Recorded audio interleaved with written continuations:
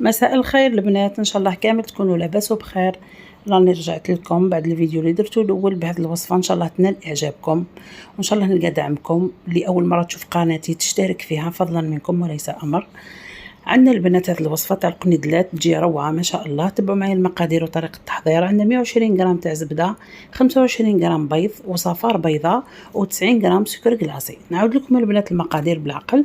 عندنا 120 غرام زبده و25 غرام بيض يعني عظمه كومبلي وصفار بيضاء و90 غرام سكر ناعم. نخلطوا المكونات هذه كامل مع بعضها مليح خلاص كي تجانس الخليط. واش نزيدوا لها؟ نزيدوا لها 2 مغارف معمرين كاكاو تكون نوعيه مليحه، بيمو ولا حاجه نوعيه تكون مليحه، ونزيدوا لها 100 غرام تاع بندق محمص ومرحي.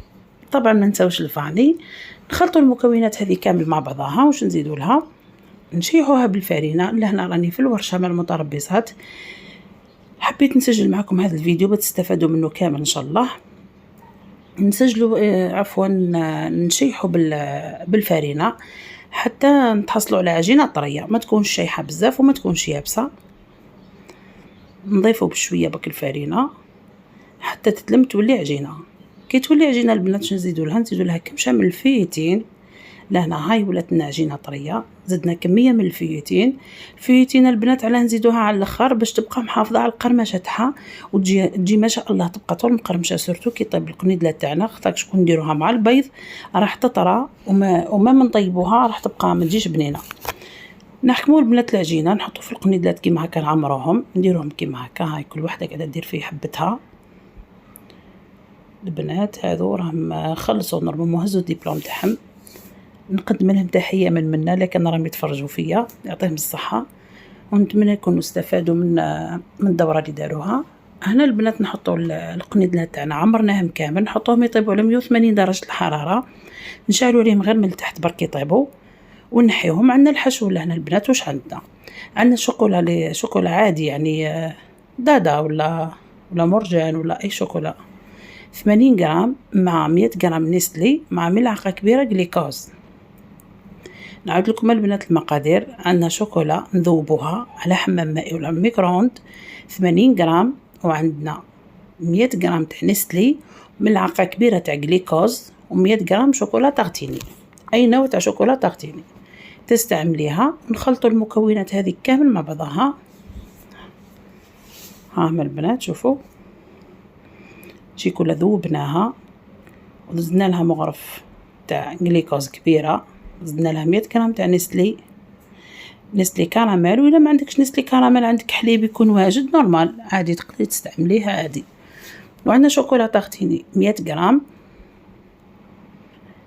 انا راهم قاعدين البنات يوزنوا. نخلطوا المكونات هذو كامل مع بعضهم. شوفوا البنات يجي حشو روعه يبقى كيما راهو. شوفوا ما يبس لا في الشتاء لا في الصيف، يبقى روعه. القوام تاعو مليح خلاص يشيح ما يسيحش وفي نفس الوقت القوام تاعو مليح وبنين. هنا راني قاعدين نخلطوا فيهم شويه جاني شايح يعني. الفيديو صورته عنده مده ملي صورته ماشي دركا، عنده بزاف ملي صورته شو ما حطيتوش. نعاود نرجعها في الميكرووند البنات تعاود تطلق شويه راحه برك باش تجي سهله باش نبوجيوها. ها هي كيفاه الخليط يجي ليس.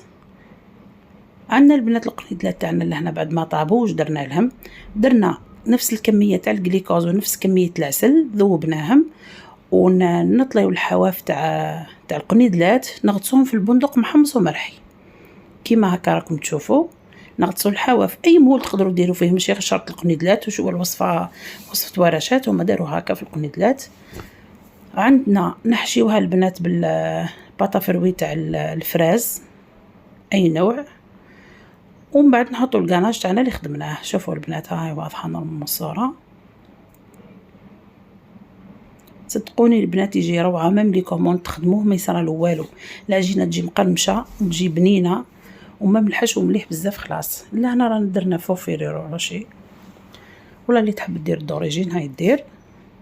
هنا البنات هاي كل واحده كذا تعمر. نحطوا معجون الفراوله ومن بعد نزيدوا الكاناج اللي خدمناه هاهو زيماه.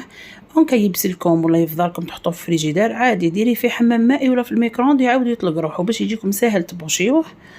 ونحطوا الحبه تاع الحلوى تاع الفيريرو وهذه هي البنات الوصفة سهلة وبسيطة ومليحة وبنينة بزاف. خلاص الوصفة البنات نحكموا القنيدلات قبل ما نديروا لهم على الحواف العسل والجليكوز ونديروهم في البندق. نورمالمون نغطسوهم الساف شوكولا من تحت، شوكولا وبندق.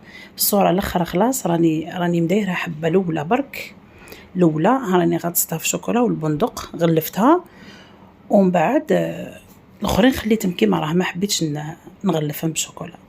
الموديل الاخر البنات راني حطيته لكم البنات، نتمنى ينال اعجابكم ان شاء الله، ونستنى الدعم تاعكم في الوصفات اللي راح نحطهم. وبقاو على خير مع وصفة اخرى ان شاء الله.